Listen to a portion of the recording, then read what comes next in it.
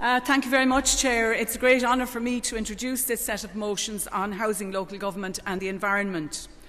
A common thread through proceedings at the conference has been how we must totally transform the philosophy and principles behind public policy right across the entire government, and this is particularly true in relation to housing policy. What has passed as housing policy for the past decade has largely been a disaster. The result of that debased policy are sadly all too common aspects of daily life in Ireland.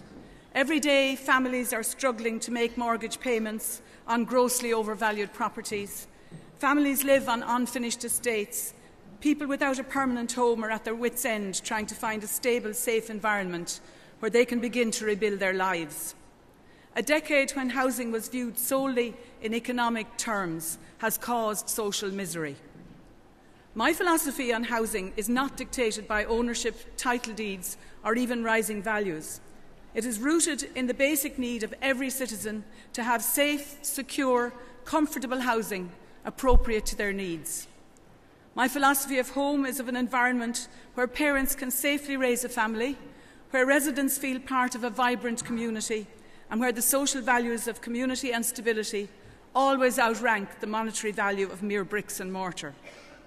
And with that philosophy in mind, housing policy in the coming years will focus on the provision of housing using all the options at our disposal tailored at individual need.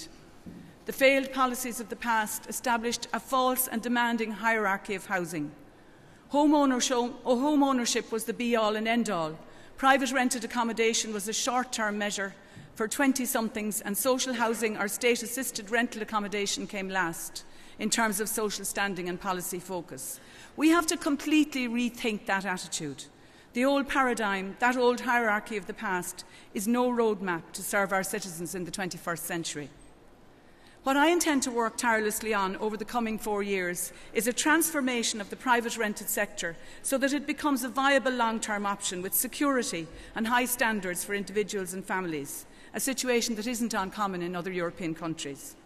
A new partnership in social housing provision with recognised housing associations and cooperatives, ensuring that unfinished estates are made secure and safe in the short term, and that we have plans in place to make them into quality places to live.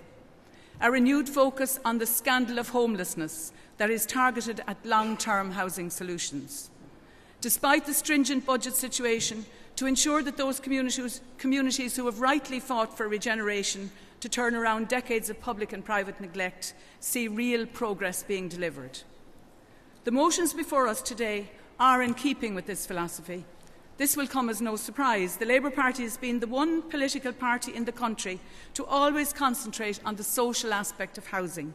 Our record of house building in the 1940s and 50s is one of our outstanding achievements.